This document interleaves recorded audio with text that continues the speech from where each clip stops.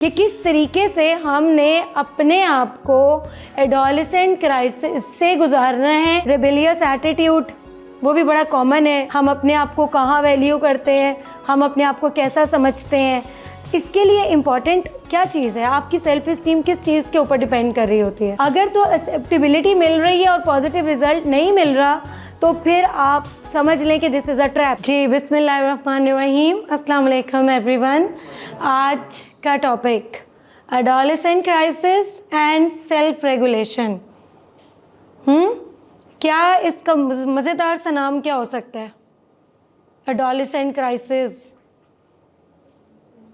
Self regulation, सुनने में भारी भारी लफ्ज़ लग रहे हैं ना।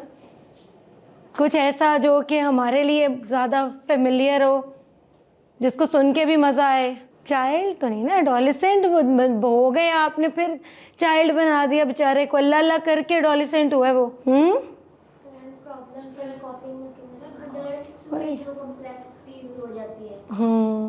ये एडोलेसेंट का मतलब ही ये है कि a journey from childhood to adulthood. ठीक है ना जी, हम तो बड़े शौक से जवान हो रहे हैं, हमें दोबारा बच्चा तो नहीं बनना ना। तो ये जो एडोलेसेंट क्राइसिस है ये असल में जवानी के झटके हैं। यही होता है ना, इतनी ज़्यादा स्टिमुलेशन हो रही है, फिज़िकल चेंजेस भी आ रहे हैं, इमोशनल चेंजेस भी आ रहे हैं, रिलेशनशिप्स में भी चेंजेस भी आ रहे हैं, हमें थोड़ी सी इंडिपेंडेंस भी चाहिए, पेरेंट्स से भी, बाकी लोगों से भी, अपने फ़ैसले ख़ुद भी करने हैं। और जो सोसाइटी में जो चीज़ें ऐसी हैं जो कि पोटेंशियली डेंजरस हो सकती हैं और देखने में बड़ी अट्रैक्टिव लग रही हैं, उनसे हमने बचना भी है। तो इसका जो उर्दू का नाम है वो मेरे जहन में आ रहा था कि जवानी के झटके और आगे थोड़ा बच के। ठीक है ना। अब जो हमारा ये है सेल्फ रेगुलेशन, तो इसमें हम कह सकते हैं थोड़ा हट के थोड़ा बच के, कि किस तरीके से हमने अपने आप को एडोलेसेंट क्राइसिस से गुजारना है। और उस क्राइसिस में इफ़ेक्ट तो सबके ऊपर होता है, लेकिन हमने उस इफ़ेक्ट को सेंसिबली आगे लेके चलना है। ठीक है। तो जवानी के जो झटके हैं उनसे थोड़ा हटके और थोड़ा बच के हमने आगे कैसे जाना है, this is the main target of our today's lecture. ठीक है। एडोलेसेंट ये स्टार्ट हो जाती है ऑलमोस्ट 10 ईयर्स, 11, 12, टीन एज से ज़्यादा, और कहीं कहीं पे हम इसको कहते हैं फ्रॉम 13, और कहीं ऐसा होता है कि हम जो ये वाला फेज़ है इसको लेटर चाइल्डहुड में भी डाल देते हैं और अर्ली एडोलेसेंट में भी डाल देते हैं, 10 to 13 वाले को। फिर ये मिडल एडोलेसेंट की एज है, और ये लेट एडोलेसेंट जब हम 18 साल के हो जाते हैं, उसके बाद हमें लगता है कि अब हम बहुत ज़्यादा जो है वो मैच्योर हो गए हैं। ठीक है। जब हम अर्ली चाइल्डहुड में होते हैं तब हमारी थिंकिंग थोड़ी सी ब्लैक एंड वाइट होती है, हमें इतना ज़्यादा जो दूर अंदेशी नहीं होती, जो सामने नज़र आ रहा होता है हमें वही वैसा ही लग रहा होता है, और जो भी हमारी सोचें होती हैं वो ज़्यादा हमारी अपने आप से रिलेटेड होती हैं। और हम थोड़ा सा इस टाइम में 10 साल के बाद बच्चों के अंदर कोई प्राइवेसी की नीड्स सामने आनी शुरू हो जाती हैं। अब वो अपने पेरेंट्स से थोड़ी सी ऑटोनॉमी मांग रहे हैं, और पेरेंट्स इस टाइम पे ओवरली कॉन्शियस है, क्योंकि when children are leading towards adolescents, तब अम्मा अब्बा भी, उनके भी सारे एंटीना रेडार सब ओपन होते हैं कि हमने किस तरीके से अपने बच्चों को उन्हें लगता है कि भाई कहीं हमारे हाथ से निकल ही ना जाए। ठीक है। तो अब आगे मिडल में जाते हैं तो यहाँ पे एब्स्ट्रैक्ट थिंकिंग आनी शुरू हो गई, थोड़ी सी हमारी विजन ब्रॉड हो गई, और कुछ चीज़ें जो उनसे हैं वो हमारे अंदर सेंसेस तो आ रही हैं, लेकिन इनिशिएटिव लेने का अभी थोड़ा थोड़ा खौफ है। और यहाँ पे जो ऑपोजिट जेंडर और रोमांटिक रिलेशनशिप और इंटरेस्ट ये डेवलप भी हो रहे हैं, और कुछ एंजाइटीज़ भी हैं। फिर और आगे चलते हैं तो फिर क्या है, फिर हमारे इम्पल्स कंट्रोल हमारा रिलेटिवली बेटर हो जाता है, हमें अपने इमोशंस के ऊपर कंट्रोल थोड़ा थोड़ा सा आना शुरू हो जाता है, कुछ चीज़ों में हम रिस्क को असेस कर लेते हैं। यहाँ पर हम जल्दी से बातों में आ जाते हैं लोगों की। यहाँ पे हमें जो ग्लिटर है वो गोल्ड लग रहा होता है, जब तक हम 18 ईयर्स अराउंड पहुँचते हैं तो हमें पता लगने लग जाता है all that shines is not gold. हमें पता लगता है अच्छा है ये बातों में लेके आ रहा है ये मुझे जब, तो इसका मतलब है कि इस एज के बाद तो तकरीबन रिलेशनशिप भी सेफ हो रहे हैं, स्टेबल बन रहे हैं, वैल्यूज़ भी हमें थोड़ी आइडेंटिफाई हो रही हैं। जो रिस्क पीरियड है वो ये वाला है 13 से 17 वाला, जहाँ पे यूजुअली हम स्लिप कर जाते हैं, क्योंकि हम वैसे भी हमें बच्चों की तरह पैम्पर किया जा रहा होता है और हमें लग रहा होता है कि हम बहुत बड़े हो गए हैं, घर वालों को लग रहा होता है कि हम बिल्कुल बच्चे हैं, हालांकि हम एक ट्रांजिशन स्टेज में होते हैं जो बच्चे से थोड़ा सा ऊपर होती है और एडल्ट से थोड़ा सा नीचे होती है। ठीक है, सॉरी जी, हाँ जी। अब एडोलेसेंट क्राइसिस क्या आते हैं कि अब हमें ऑपोजिट जेंडर की तरफ अट्रैक्शन तो हो रही है, लेकिन हम उसको जितने भी सिग्नल्स आ रहे हैं उनको अच्छे से असेस करने में हमें थोड़ी सी डिफ़िकल्टी आ रही है। अभी हमें नहीं पता कि कौन कौन से ऐसी चीज़ें हैं जो हमारे लिए एक सिक्योर रिलेशनशिप हो सकता है और कौन कौन सा हमारे लिए ट्रैप हो सकता है। जैसे मेजेस में होता है थोड़ा सा वायलेंस, एग्रेशन भी आता है, क्योंकि ये एक फेज़ है ऐसा, है ना। जितने भी आपने देखे होंगे जो मूवी के टाइटल्स होते हैं जो रिलेटेड टू एडोलेसेंट, तो क्या होते हैं, ये जवानी फिर नहीं आनी, और ये जवानी है दीवानी, ऐसा ही है ना कुछ। तो what you are getting out of it, यही चीज़ें ना जो हम कहते हैं सोशल मीडिया से हम क्या लर्न करते हैं। कोई बंदा थोड़ा सा डाउन होता है उसको हम क्या कहते हैं, वो यार जवान बन, कि भाई हिम्मत करो, जवानी इज़ लाइक एनर्जी, ठीक है ना। इस टाइम पे आपके पास फुल एनर्जी है, अब आपने आगे कैसे जाना है इस एनर्जी को लेके, इसको किस तरह से चैनलाइज करना है।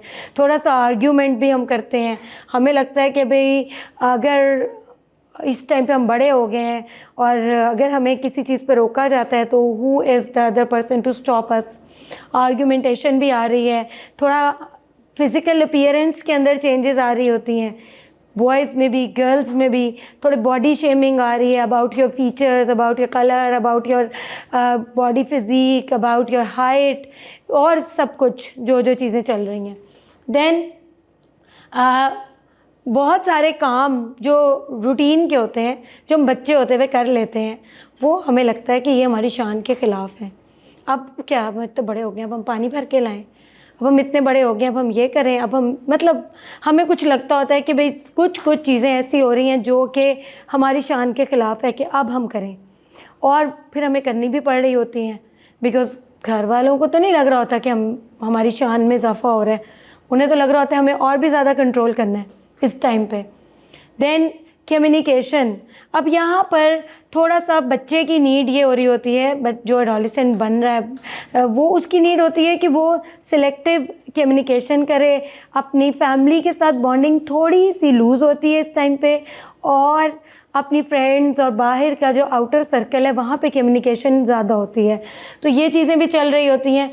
और जो डिक्रीज़ कम्युनिकेशन है, इसका मतलब ये भी है कि थिंकिंग प्रोसेस बहुत फास्ट है, आप इतना ज़्यादा सोचते हैं और फिर इतना सा डिस्कस करते हैं, और उसमें भी अगर आपको कोई मिथ्स मिल जाए, फॉर एग्ज़ाम्पल आपको कोई ड्रग इंट्रोड्यूस कराए, यार एक बार ले ले, एक बार पीने से कुछ नहीं होता, तो यहाँ पर ये नहीं होगा कि you get this information verify from your Elder brother और समबडी एल्स, आपको लगेगा कि ठीक है, आप बहुत सारी चीज़ें इनहिबिट करना शुरू करेंगे और उन चीज़ों को एक्सप्रेस नहीं करेंगे। ठीक है, रेबेलियस एटीट्यूड वो भी बड़ा कॉमन है इस एज ग्रुप में, कि जहाँ पर हमें रोका जाए वहाँ पर ही हम मौला जट बने हुए, क्यों रोक रहे हैं हमें। ठीक है, then want more independence, then mood swings बड़ा ही कॉमन है कि आपको इतनी सी बात, क्योंकि क्या हो रहा है कि we are thinking more and we are communicating less, तो उसमें क्या है, हम ज़्यादा सोच रहे हैं, कम बोल रहे हैं, बहुत सारी चीज़ें सोसाइटी हमें ऑफ़र कर रही है and we are thinking about that, हम उस चीज़ों के बारे में सोच रहे हैं, लेकिन we are not discussing this with our parents and family members और सो एंड सो। और वहाँ पर जब हमारी ज़रा सा एक पॉइंट ऐसा आता है कि जिसमें हम लोग जल्दी से रिएक्ट कर जाते हैं, क्योंकि हमारे अंदर कुछ इमोशनल चीज़ें चल रही हैं ऑलरेडी। ठीक है, और ये अट्रैक्शन टूवर्ड्स ऑपोजिट जेंडर हमने ऑलरेडी कवर कर लिया है। और एडोलेसेंट में क्या होता है, इट्स अ ट्रांजिशनल स्टेज। जब आपकी बॉडी डेवलप हो रही है, बॉडी के अंदर चेंजेस आ रही हैं, आप चाइल्डहुड से एडल्टहुड की तरफ जा रहे हैं, तो ये एक बड़ा ट्रांजिशन है। बॉडी के लिहाज से, आपके इमोशनल रेसिप्रोसिटी के लिहाज से आप पहले कम रिएक्टिव होते हैं, बाद में आप ज़्यादा रिएक्टिव हो रहे हैं। आपकी सोशल प्रेफरेंसेस के लिहाज से पहले आप फैमिली का अच्छा बच्चा बनना पसंद करते हैं और बाद में आप आहिस्ता आहिस्ता अपने फ्रेंड्स का हीरो बनना पसंद करते हैं। जो फैमिली का अच्छा बच्चा होता है उसको फ्रेंड्स क्या कहते हैं? बर्गर। और मम्मी डैडी। और कितना बुली करते हैं फ्रेंड्स, हाँ ये तो जा रहा है अपनी अम्मी की गोद में, भाई अम्मी की गोद में ही जा रहा है ना, लेकिन वो कहेंगे अब ये बर्गर, यार तुम तो मम्मा के पास ही जाओ, ये मम्मीज़ बॉय है। मम्मीज़ बॉय भी सुना हुआ है ना। तो ये क्या है कि यहाँ पर आपको जो चीज़ें आपने हमेशा से सीखी हैं कि भाई ये तो अच्छी हैं, फ्रेंड्स आपको उसी चीज़ों में कह रहे हैं कि तुम तो बुद्धू हो। ठीक है, then it's a problematic age. यहाँ पे आपको बहुत सारी ऐसी चीज़ें ऑफ़र होंगी। यहाँ पे आपका दिल करेगा वन व्हीलिंग करें, आपका दिल करेगा यार एक मरतबा तो सिगरेट पीने में कोई हर्ज नहीं है, थोड़ा सा कुछ स्मोक कर लिया जाए तो क्या होगा। और फ्रेंड्स के साथ अगर हम लोग किसी एक बार स्नूकर खेलने, स्नूकर क्लब में चले जाएं, या कोई किसी भी जो भी सोशल मीडिया के थ्रू या अदरवाइज़ किसी रिलेशनशिप को एक्सपीरियंस कर लें, तो ये सारी चीज़ें आपको ऑफ़र हो रही होंगी और आपके अंदर एक यस नो चल रहा है इन चीज़ों के बारे में। और यहाँ पर फिर आपका टाइम, इसलिए ये प्रॉब्लम एज भी है। और यहाँ पे आइडेंटिटी क्राइसिस भी हैं, क्योंकि यहाँ पर आपने ये देखना है क्यों ये वाली एज के अंदर हम अपना प्रोफेशनल करियर को चूज़ कर रहे हैं, इसी एज के अंदर हम रिलेशनशिप्स में भी जा रहे हैं, कभी फेलियर हो रहा है, कभी सक्सेस हो रही है, कभी रिजेक्शन हो रही है, कभी एक्सेप्टेंस हो रही है, और बहुत सारी अनरियलिस्टिक ख्वाहिशात भी होती हैं जिनको हम बाद में, इवन जो मैंने आपको भी बताई हैं एडोलेसेंट की स्टेजेस, कि जब हम लोग मिडिल स्टेज में होते हैं तो बड़ी ज़बरदस्त तरीके से आ रही होती हैं। जैसे कुछ लोगों को शौक़ होता है कि वो मॉडलिंग करें, और जैसे ही वो टीनेज क्रॉस करते हैं तो वो शौक़ आहिस्ता आहिस्ता कम हो जाता है, या जो क्योंकि उनको फैमिली और उनकी चीज़ें उस तरीके से उस चीज़ को फैसिलिटेट नहीं कर रही होती। या कुछ लोगों को होता है मैं तो स्पोर्ट्समैन बनूँगा, ठीक है, और फिर आहिस्ता आहिस्ता वो चीज़ें ख़त्म हो जाती हैं। फिर कुछ जो भी आपके ऐसे ख्यालात जो कि रियलिस्टिक हो भी सकते हैं लेकिन इन योर सर्कमस्टेंसेस उनको अचीव करना मुश्किल होता है, वो आहिस्ता आहिस्ता कम होना शुरू हो जाते हैं। अब ये वाली हमारी एक साइको सोशल डेवलपमेंट की स्टेजेस हैं, उसमें जब हम एडोलेसेंट के बारे में आते हैं तो ये आइडेंटिटी वर्सेस रोल कन्फ्यूजन की स्टेज है। यहाँ पे हम अपनी सेल्फ इस्टीम को बिल्ड करते हैं। सेल्फ इस्टीम क्या होती है? सेल्फ वर्थ, हमारा अपने पे कॉन्फिडेंस, हम अपने आप को कहाँ वैल्यू करते हैं, हम अपने आप को कैसा समझते हैं। इसके लिए इम्पॉर्टेंट क्या चीज़ है? आपकी सेल्फ इस्टीम किस चीज़ के ऊपर डिपेंड कर रही होती है? ये क्या है इमोशनल इंटेलिजेंस? अब बोल दिया तो बताओ जी। आप इमोशनली कितनी स्टेबल हो, आप अपने कंट्रोल कर सकते हैं। गुड, अभी हम इसको कवर करेंगे। इमोशनल इंटेलिजेंस एक बहुत इम्पॉर्टेंट चीज़ है। और हमारी सेल्फ इस्टीम किन किन चीज़ों पे डिपेंड करती है? सेल्फ इस्टीम है, सराउंडिंग का क्या काम आ गया? करती तो है ऑब्वियसली, लेकिन कैसे? अगर हम लोगों को हमारे पेरेंट्स डिग्रेड करेंगे और फ्रेंड्स डिग्रेड करेंगे, उससे हमारी सेल्फ इस्टीम लो होगी। अगर पेरेंट्स के 5 बच्चे हैं, वो पांचों को डिग्रेड करते हैं, तो सबकी सेल्फ इस्टीम एक जैसी होगी?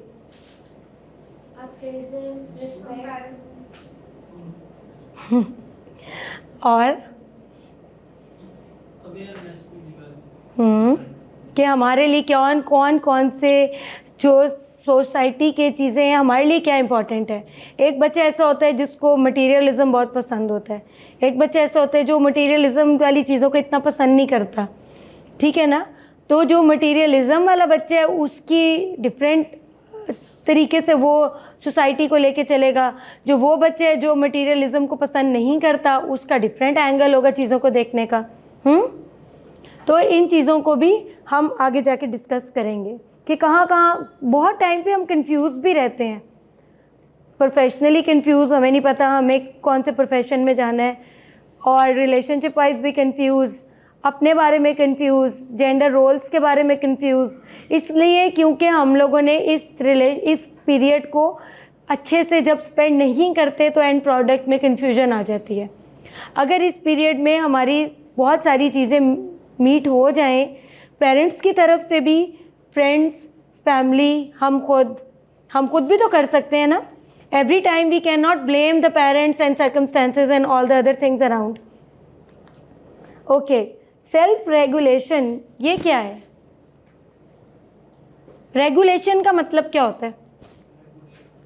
रेगुलेट करने का मतलब क्या होता है? अगर आप अपने मोबाइल में देखें तो रेगुलेट का क्या मतलब आता है? अभी देख के बताएं। बरकरार और मे बी, देखिए ना, मैं आपको कह रही हूँ कि आप देख के बताएं। रेगुलेशन या रेगुलेट बैलेंसिंग के सेंस में आ सकता है। और हाँ, नज़्म ज़ब्त स्कूल में होते हैं ना, रेगुलेशंस, रूल्स एंड रेगुलेशंस, ज़ाब्ता, नज़्म ज़ब्त। क्या आ रहा है मीनिंग? कंट्रोल, कि आपका अपने ऊपर कितना ज़्यादा कंट्रोल है। यही वो बात है जो मैंने अभी आपको बताई थी कि जब आपको जवानी के झटके आने हैं तो थोड़ा सा हट के, थोड़ा बच के, कैसे? Bye achieving the self control, कि आपने चीज़ों को देखना है, चीज़ों को एवेलुएट करना है, जो आपको लेनी है वो आपने चूज़ कर लेनी है, और जो आपको लगता है कि ये चीज़, ये ट्रैप है, ये मुझे नेगेटिव साइड पे लेके जा रहा है, वो आपने रिजेक्ट कर देनी है, क्योंकि बहुत सारी ऑप्शंस आएंगी। तो self regulation is an ability to monitor, क्योंकि आप लोगों ने भी यह बात बोली, टू कंट्रोल, ठीक है, एंड मैनेज। हमने मॉनिटर भी करना है और हमने मैनेज भी करना है। कि मॉनिटर का मतलब है कि आपने एवेलुएट करना है अपने आप को, जहाँ पे आपके इमोशंस जो हैं वो नेगेटिव हो रहे हैं वहाँ पे आपने उनको मैनेज भी कर लेना है। Your energy states, your emotions, your thoughts and your behaviours, क्योंकि this is the powerhouse वाला पीरियड है, इसलिए एनर्जी का लेवल यहाँ पे हाई है, पीक है, ठीक है। और इमोशनल्स, आपके जज्बात बहुत ज़्यादा इस टाइम पे होते हैं, आपकी सोचें और आपके रवैये, in the ways that are acceptable and produce positive result such as well being. बहुत बार कोई ऐसी चीज़ें होती हैं जो कि एक्सेप्टेबल तो होती हैं लेकिन उनका एंड प्रोडक्ट पॉजिटिव नहीं होता। जैसे अगर दोस्तों के अंदर पीयर प्रेशर में बहुत सारे स्टूडेंट जो पेशेंट्स आते हैं या स्टूडेंट्स आते हैं जिन्होंने ड्रग को एक्सपेरिमेंट किया होता है, तो वो किस में किया होता है? पीयर प्रेशर में। यहाँ पे क्या लेना जी? दोस्तों के अंदर एक्सेप्टेबिलिटी लेने के लिए, ठीक है। अगर तो एक्सेप्टेबिलिटी मिल रही है और पॉजिटिव रिजल्ट नहीं मिल रहा तो फिर आप समझ लें कि दिस इज़ अ ट्रैप, ठीक है ना। अगर मिसाल के तौर पे आप लोग, अगर फैमिली में बहुत बार मैनिपुलेटिव बिहेवियर्स होते हैं, जहाँ पे जॉइंट फैमिली सिस्टम है और ये सब हम लोग झूठ बोल रहे हैं, चीज़ें छुपा रहे हैं, कोई बात बताने के बजाय उसको थोड़ा सा डिस्टॉर्ट कर रहे हैं, जिस तरह हम लोग कहते हैं कि फैमिली पॉलिटिक्स और इस तरह की चीज़ें, तो वहाँ पे क्या है? एक्सेप्टेबिलिटी मिल जाती है लेकिन रिज़ल्ट तो पॉजिटिव नहीं है ना। क्योंकि हमें पता है कि whatever we are doing wrong. तो हमने ये देखना है कि वेल बीइंग, लविंग रिलेशनशिप और पॉजिटिव लर्निंग अगर नहीं हो रही है तो किसी भी चीज़ को हम लोग अवॉइड करें, ठीक है। देन इमोशंस तो आते हैं, सबको आते हैं। जब गुस्सा आएगा तो गुस्सा तो आएगा ना, जब कोई डांटेगा, जब कोई बुरी बात कहेगा, जब कोई आपके ऊपर ज़्यादा डिपेंड करेगा, जब आपको छोटे छोटे काम करने को कहेगा जो कि आपके करने वाले आपके ख्याल में नहीं है। जैसे क्या हो सकते हैं, जो काम कर कोई बड़ा कह दे तो बड़ा गुस्सा आता है, बड़े काम फिर भी शौक से कर लेते हैं, छोटे छोटे कामों में ना गुस्सा आता है।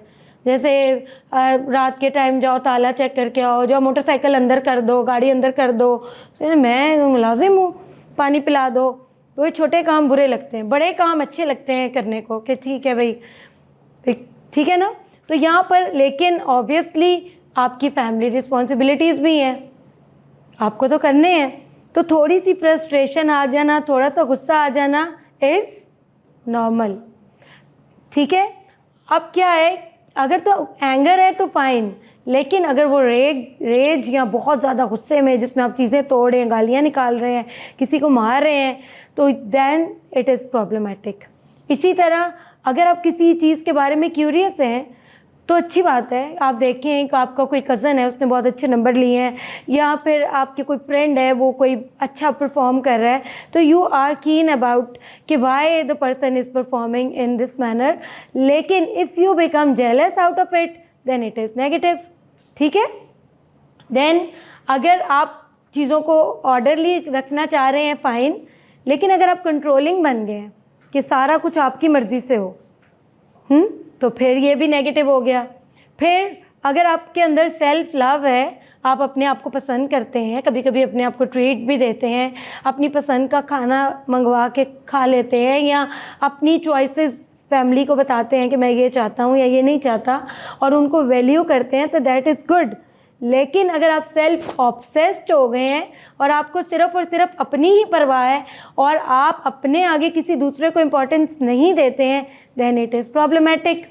तो ये सब हेल्दी इमोशंस हैं और ये अनहेल्दी हैं। If you are worried about certain things, अब अगर मिसाल के तौर पे एग्ज़ाम आ रहे हैं या कोई इवेंट आ रहा है इस तरह का कि जिसमें थोड़ा सा एंशियस होना, थोड़ा सा फिक्रमंद होना इज़ ओके, लेकिन अगर आप उसको अपने सर पे सवार कर लें, आपकी नींदें ख़राब हो जाएं, आप आराम से खाना ना खा सकें, और आप और किसी भी जगह आप अगर कहीं गए हुए हैं तब भी आपके दिमाग में वही चीज़ें चल रही हैं, देन दिस इज़ प्रॉब्लमेटिक। अगर कोई ऐसा लॉस हुआ है या कोई ऐसा इवेंट हुआ है जो कि सैडनेस का बायस बन रहा है, आपकी कोई भी आपका रिलेशनशिप इशू आ गया है, या आपने कोई काम किया था आप नहीं कर पाए, आपने कोई पेपर दिए आप नहीं क्लियर कर पाए, या आप नंबर्स आपके मुताबिक नहीं आए, sadness is okay. But if you become depress out of it, become hopeless कि मैं कर ही नहीं सकता, या मैं हूँ ही बहुत बुरा, या लोग ही बहुत बुरे हैं, तो फिर ये चीज़ प्रॉब्लमेटिक हो जाएगी। इसी तरह अगर आप अप्रिशिएट करते हैं दूसरे लोगों को अच्छी चीज़ों पे तो गुड, लेकिन अगर आप हमेशा दूसरों से डिमांडिंग हैं कि सारे मेरे साथ अच्छे हों तो ये चीज़ प्रॉब्लमेटिक है। फिर अगर डिस्गस्ट होता है कि आपको कुछ चीज़ें बुरी लगती हैं, जैसे मिसाल के तौर पे आपको अगर कोई बंदा मैनिपुलेट करता है, झूठ बोलता है, आपको बुरा लगता है, तो ठीक है लगना चाहिए। लेकिन अगर हेट्रेडनेस आ गई है कि आपको इतना बुरा लगता है कि आप उस शख्स को गालियाँ निकालने लगें, या उस शख्स के बारे में बुरी बात करने लगें, या उसको कुछ भी एक्सप्लॉइट करें, या जिस तरह आप फिज़िकली डैमेज करने की कोशिश करें, तो फिर ये चीज़ गलत है। फिर इसी तरह से कॉन्फिडेंस इज़ गुड, लेकिन नार्सिसिज्म कि भाई मैं बहुत बड़ी शय हूँ, दैट इज़ रॉन्ग।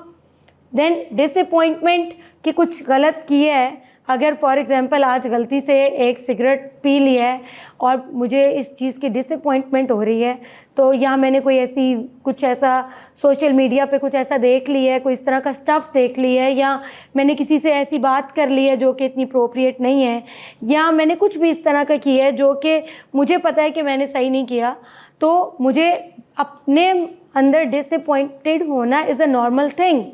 ये तो हमारा मज़हब भी कहता है ना, हम अपना एहतिसाब डेली करें, और फिर जहाँ पे हमें कोई प्रॉब्लम नज़र आए वहाँ पे अगर हम डिसअपॉइंटमेंट होगी तो ही तो हम माफ़ी मांगेंगे, तो ही तो हम इस्तग़फ़ार की तरफ जाएंगे। लेकिन अगर हम गिल्ट में चले जाएं और हम अब सेल्फ पिटी करने लगें या अपने आप को बुरा समझने लगें मजमूई तौर पे, तो फिर ये चीज़ प्रॉब्लमेटिक हो सकती है। Then reaction and respond. Reaction क्या है? ये अगले बंदे की बात ख़त्म नहीं हुई और हमने फ़ौरन से रिएक्ट कर दिया। Reaction is action before thinking and respond is action after thinking. ये अनप्रोसेस्ड है, इसीलिए अनप्रोडक्टिव है। इसमें क्या आएगा, इसमें आपके अंदर पैसिव एग्रेशन आएगी, अंदर ही अंदर आप कुड़ते रहेंगे, आपके अंदर ये होगा कि आप लोगों से लड़ाई करने शुरू हो जाएंगे। यहाँ से खबर मिली किसी के बारे में, फ़ौरन आगे उसको, जैसे वो कहते हैं ना गॉसिपिंग कर रहे हैं, जैसे कहते हैं लूतीबाज और ये वो, इस तरह की लैंग्वेज बोलते हैं लोग कि भाई ये तो फ़ौरन से आगे पहुंचा देता है। या बीबीसी होते हैं ना सब लोगों के मोहल्लों में, घरों में, रिश्तेदारों में, वो क्या है, आपका अपने अंदर कंट्रोल ही नहीं है।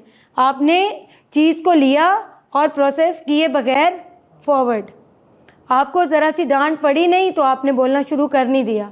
आप नॉन कोऑपरेटिव होते हैं, आप ओवर रिएक्ट करते हैं, आप इज़्ज़त का मसला बना लेते हैं चीज़ों को, आप छोटी छोटी चीज़ों में आप कहते हैं कि ये तो इसने इसलिए किया है। जैसे मिसाल के तौर पे अगर आप किसी को फ़ोन कर रहे हैं और उसने फ़ोन नहीं अटेंड किया, आप कहेंगे जान के नहीं किया, आपने नहीं सोचा कि मैं क्या कर रहा हूँ, कोई दूसरी चीज़ भी आ सकती है।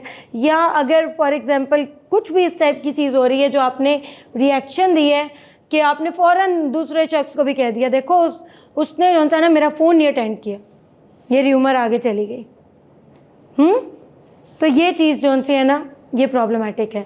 फिर अगर आपने रिस्पॉन्ड करना है तो क्या करना है कि अगर कुछ हुआ है अनप्लेजेंट और आपको इतना पसंद नहीं आ रहा, तो आपने क्या करना है कि आपने पहले ये देखना है कि अच्छा ये ऐसे, सबसे पहले तो वैलिडेट करना है कि is this only a feeling और इट इज़ अ रियलिटी। अगर तो वो जस्ट आपकी फीलिंग है तो फिर आपने उसको फर्दर रिसर्च करना है, आपने फैक्ट देखने हैं, आपने चेक करना है कि क्या ये ट्रू बात है, ठीक है। और अगर आपको उसके अंदर कोई ट्रूनेस नहीं नज़र आती है तो आपने उसको वहीं पर छोड़ देना है। अगर आपको किसी चीज़ के ऊपर गुस्सा भी आया है तो फिर आपने उसको भी रीप्रोसेस करना है कि अच्छा मैं इस चीज़ के ऊपर रिएक्ट करूं या इसको एब्जॉर्ब कर लूं। जैसे मिसाल के तौर पे अगर आप गुज़र रहे हैं कहीं पे, या आपने तो आपकी गाड़ी के ऊपर कोई स्क्रैच किसी ने लगा दिया है गुज़रते गुज़रते, तो आप क्या करेंगे, जाके उसको गालियाँ देंगे, बुरा भला कहेंगे, ये वो, तो वो तो, या उस टाइम पे फ्रस्ट्रेशन निकालेंगे, इधर उधर के लोगों को बोलेंगे। तो ये चीज़ तो है, ये इतनी ज़्यादा क्या है, प्रोडक्टिव है, अनप्रोडक्टिव है, अनप्रोडक्ट। लेकिन अगर आपका ऑफिस है, आपने रोज़ गाड़ी खड़ी करनी है और रोज़ एक स्क्रैच लग रहा है, फिर क्या करेंगे आप, फिर तो कुछ करना पड़ेगा ना। तो फिर क्या हमने करना है, हमने उस चीज़ को सोचना है कि इसका क्या सलूशन है। इधर हम अपनी पार्किंग की जगह चेंज करें, या हम वो जो भी पार्किंग में कोई है वहाँ पे उससे बात करें, या इस चीज़ को मॉनिटर करें, कुछ भी करें लेकिन ठंडे दिमाग से। तो जो हम रिस्पॉन्ड करेंगे वो हम क्या करेंगे, थोड़ा सा अपना ब्रेन यूज़ करके। इमोशंस तो होंगे वहाँ पे भी, लेकिन साथ में आपकी लॉजिक भी होगी। यहाँ पे सिर्फ इमोशंस हैं और लॉजिक नहीं है, या लॉजिक बाद में आती है। तो अगर आप रिस्पॉन्ड करना सीखेंगे तो you will achieve your goals, you will be more knowledgeable person, your performance will be better. आप एज अ ग्रुप बेहतर काम कर सकते हैं, क्योंकि इस तरह के जो लोग जो रिएक्शन करते हैं वो ग्रुप में इतने ज़्यादा पसंदीदा नहीं होते। ज़रा सा कुछ हुआ जी, वहाँ पे शोर डाल गया। देन टीम वर्क वो अच्छा करते हैं, बिग पिक्चर देखते हैं, मतलब लॉन्ग टर्म देखते हैं कि अच्छा यार मैं इस चीज़ को छोड़ूं, मैं ये देखूं कि आगे मेरा क्या है। फिर वो फैक्ट्सफुली देखते हैं, वो कॉम्प्रोमाइज़ करना जानते हैं, ठीक है। इसको अगर आप लॉन्ग टर्म में देखें, मैरिटल रिलेशनशिप में जहाँ पे रिएक्शंस आएंगे वहाँ पे मैरिजेस अनसक्सेसफुल होंगी। जहाँ पे रिस्पॉन्ड आएगा कि ठीक है मुझे बुरा लग रहा है लेकिन let me think and then I will process, ठीक है। तो फिर आपने उससे क्या करना है, आपने ये चीज़ आपके लिए प्रोडक्टिव होगी। ओके, ये क्या है, सेल्फ इस्टीम, सेल्फ इमेज। अब ये दो तरह का होता है। एक तो सेल्फ इस्टीम होता है I am equal to my resources, मेरे पास कितना पैसा है, कौन सा मोबाइल है, और मेरे पास कौन सी गाड़ी है, और मेरा घर कितना बड़ा है, and I am equal to that. और सबसे बड़ी बात ये होती है कि शायद हम अपने आप को उस तरह नहीं देख रहे होते, हम ये देखें कि हम लोगों को कैसे जज करते हैं। ओए इसके पास इतनी बड़ी गाड़ी है, इसका इतना अच्छा मोबाइल है, ये तो वो फलां करके आया है।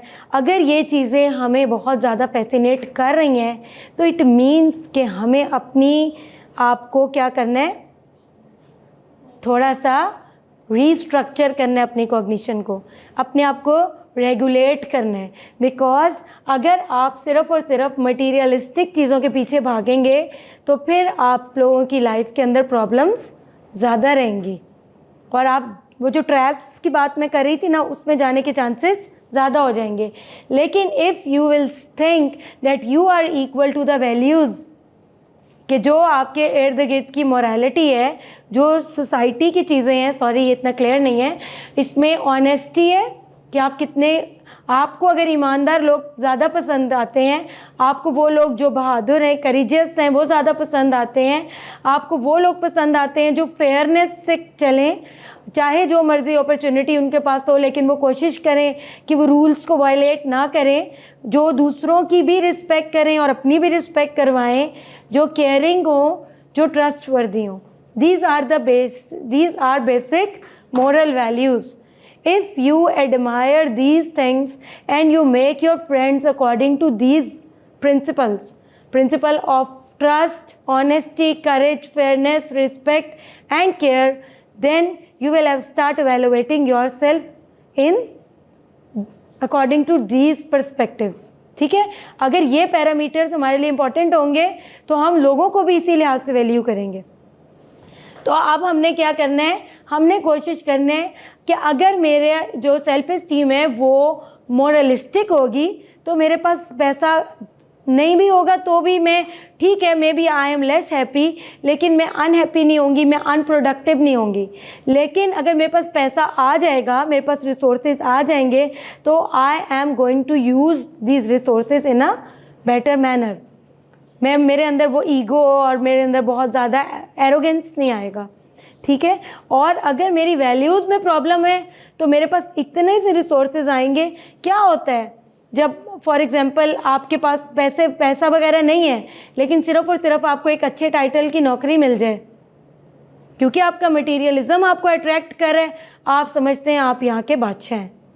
होता है ना ऐसे, क्योंकि मोरालिटी जो है वो इंटैक्ट नहीं है। तो हमने फोकस इस पे करना है और इसी को ग्रूम करना है और इन चीज़ों को भी यूज़ करना है। रिसोर्सेज अल्लाह ने इसीलिए बनाए हैं कि हम सारे यूज़ करें जितने दिए हैं, लेकिन ये नहीं करना कि इसके बेसिस पे जज करें और बाद में मोरालिटी ले आए। ठीक है, सो मोरलिस्टिक सेल्फ इस्टीम को हमने प्रेफर करना है to get out of adolescent crisis. जी, ये क्या है, डिस्ट्रेस टॉलरेंस। जब हमें बड़ा गुस्सा आ रहा है, जब हमें चीज़ें अच्छी नहीं लग रही, लोग हमें बुरा भला कह रहे हैं और हमें अच्छा नहीं लग रहा है, या कोई ऐसी चीज़ है जो कि हमारे साथ जोड़ दी गई है और हम we have to live with it.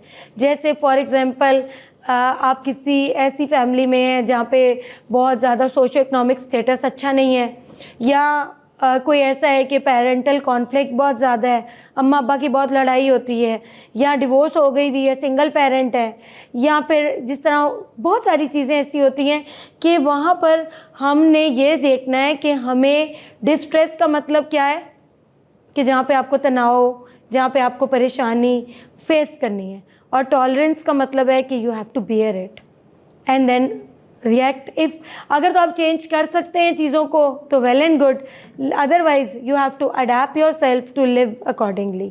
हमने अपने आप को चेंज करना है ताकि हम चीज़ों के साथ रह सकें।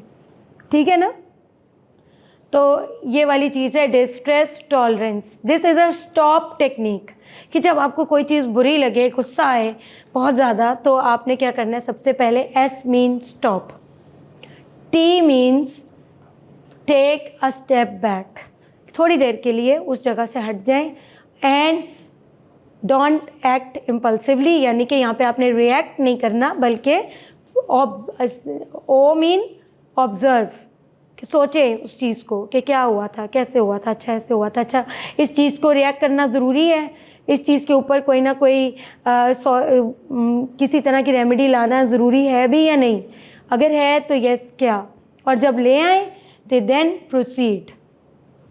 ठीक है, बहुत बार ये होता है कि हम लोग जब एक बार इग्नोर कर देते हैं किसी चीज़ को तो और बाद में हमें ये रियलाइज़ भी होता है कि this is important to take an action regarding that, लेकिन we do not do that unless कि दोबारा वही चीज़ हो जाए।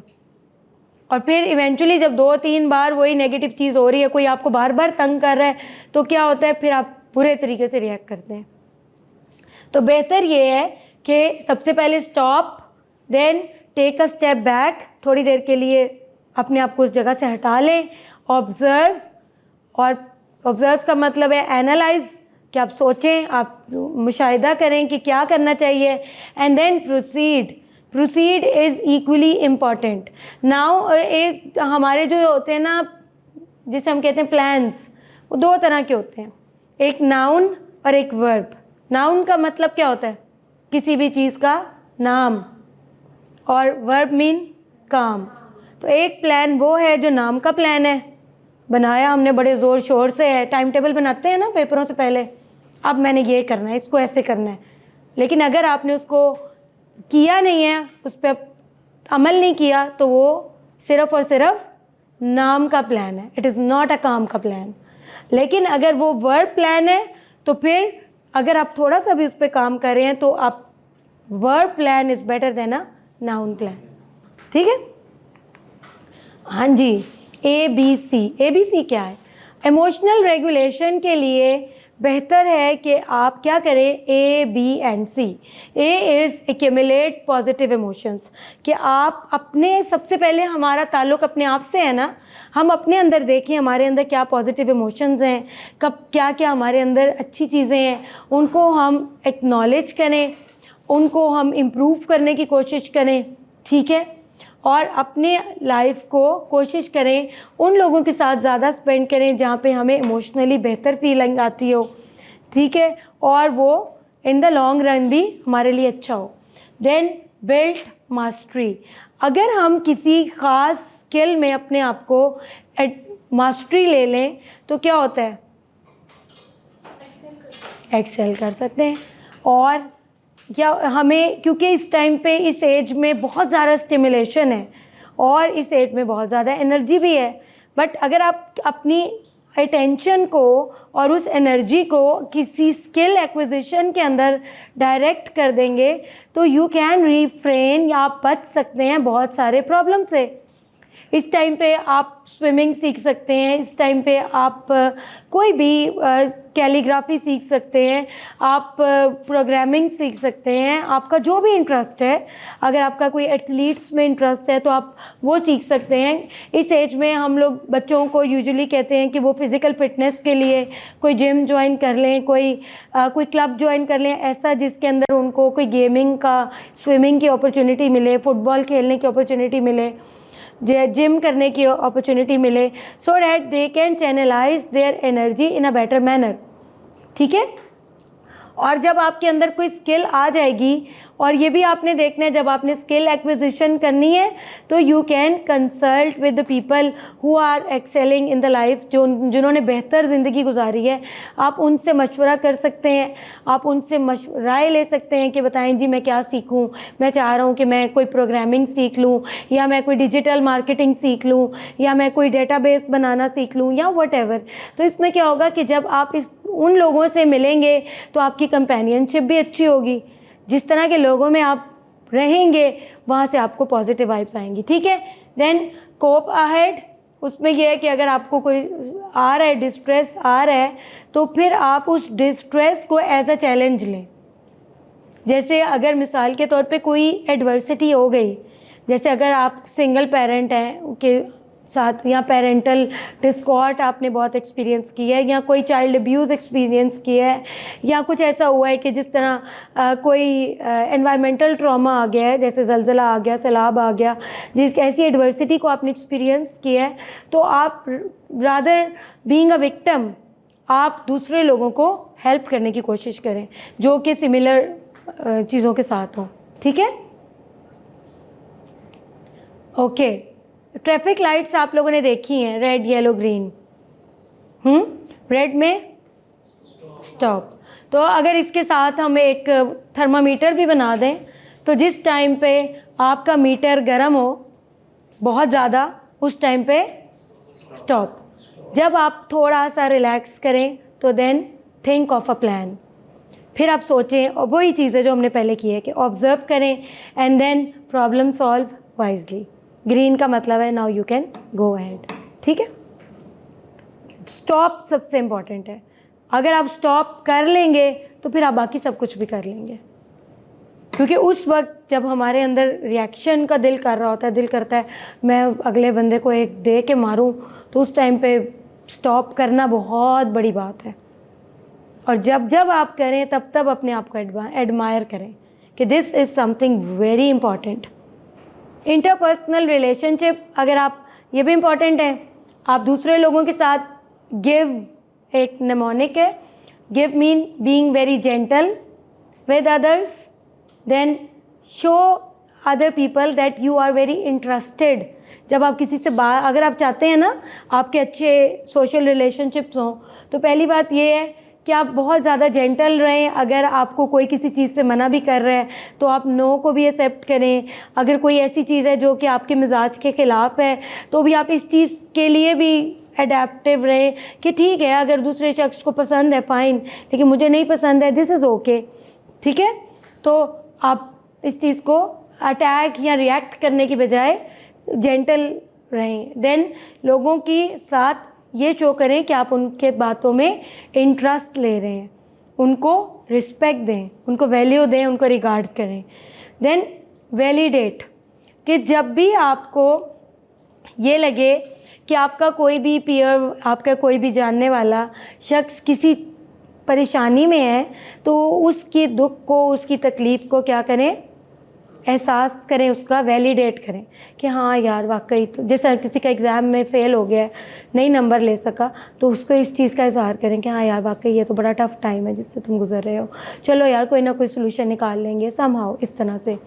देन ईज़ी, कि आपने क्या करना है कि आपने अपने आप को रिलैक्स करने के लिए आपका ज़रूर कोई ना कोई ऐसे मैकेनिज़्म होने चाहिए जो आपको पता हो कि आप फॉर एग्ज़ाम्पल कोई भी ऐसी चीज़ जो खाने में आपको पसंद है, या कोई ऐसी जगह जहाँ जाने में आपको पसंद है, वहाँ आप जा सकते हैं। और कोई ऐसा शो जो देखने में टीवी में पसंद है, एनीथिंग फॉर सम टाइम, या कोई बुक पढ़ने में पसंद है, ताकि आप अपने आप को रिलैक्स कर सकें और साथ में दूसरे शख्स को भी। ठीक है, हमने सब लोगों का, जब हम एडोलेसेंट में होते हैं तो क्या होता है, दिल करता है सक्सेसफुल हो जाएं, कामयाब हो जाएं बस। ठीक है, अब कामयाब होने के लिए क्या ज़रूरी है, ज़हानत। जितने आप ज़हीन होंगे उतने आप कामयाब होंगे, और खाली ज़हानत काफ़ी है, पेशेंस भी ज़रूरी है।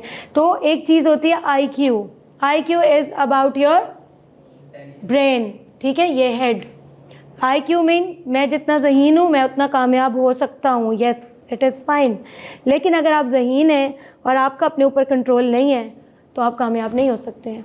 तो then your EQ is also important, कि आपका जो आपने इमोशनल क्वेश्चन की बात की थी, इमोशनल इंटेलिजेंस की बात की थी ना, वो यही है कि हमारे जज्बात पे हमारा कितना कंट्रोल है। ये भी एक आर्ट है, और बहुत जगह पे ये आर्ट आपके IQ से भी ज़्यादा इम्पॉर्टेंट है। ठीक है, अब आप बहुत ज़्यादा इंटेलिजेंट हैं और आप बहुत ज़्यादा इमोशनली भी साउंड हैं। एक और चीज़ मैं बोलती होती हूँ SQ, जिसमें हम कहते हैं सोशल क्वोशेंट, कि आपकी सोशल रिलेशनशिप्स भी बहुत ज़्यादा हैं। तो अगर आपकी मोरल वैल्यूज़ ख़राब हैं तो आपसे ख़तरनाक इंसान ही कोई नहीं है। हो सकता है ना, एक बंदा है बहुत इंटेलिजेंट है, अपने जज्बात पे भी कंट्रोल है, हल्का अहबाब भी बहुत ज़्यादा है, और वो मोरली वो ख़राब है, तो फिर तो वो कहीं ना कहीं किसी जगह का कोई बडेरा ही हो सकता है, कोई बहुत बड़ा ब्यूरोक्रेट हो सकता है ना, जो कि नेगेटिवली सोसाइटी को इफ़ेक्ट कर रहा है। और उसी चीज़ के साथ अगर आपके जो मोरल्स हैं, जो आपकी वैल्यूज़ हैं, आपको वो आपने जो मैंने आपको मोरलिस्टिक सेल्फ इस्टीम की चीज़ें बताई थी, वो आपकी इंटैक्ट हैं, तो आपसे यूज़फुल बंदा कोई नहीं है सोसाइटी के लिए। And PQ is your physical connection. हम ना पता क्या करते हैं, हम अपने आप को, अपनी बॉडी को सबसे ज़्यादा इग्नोर कर देते हैं। अम्मा अब्बा के टेस्ट सारे कराएंगे, अपने टेस्ट नहीं कराएंगे। ख़ुद को तकलीफ़ हो रही है, नहीं जाएंगे, बच्चे को कुछ होगा भाग के जाएंगे डॉक्टर के। तो ये चीज़ भी इम्पॉर्टेंट है कि आप फिज़िकली आप कितने ज़्यादा इंटेलिजेंट, फ़िज़िकल इंटेलिजेंस का मतलब ये है कि आपकी बॉडी कितनी बेहतर है। अब अगर मैं बहुत इंटेलिजेंट हूँ, मेरे इमोशंस भी ठीक हैं, मेरे सोशल सर्कल भी ठीक है, स्पिरिचुअली भी ठीक हूँ, लेकिन मैं बेड रिडन हूँ, तो मैं क्या कर सकता हूँ?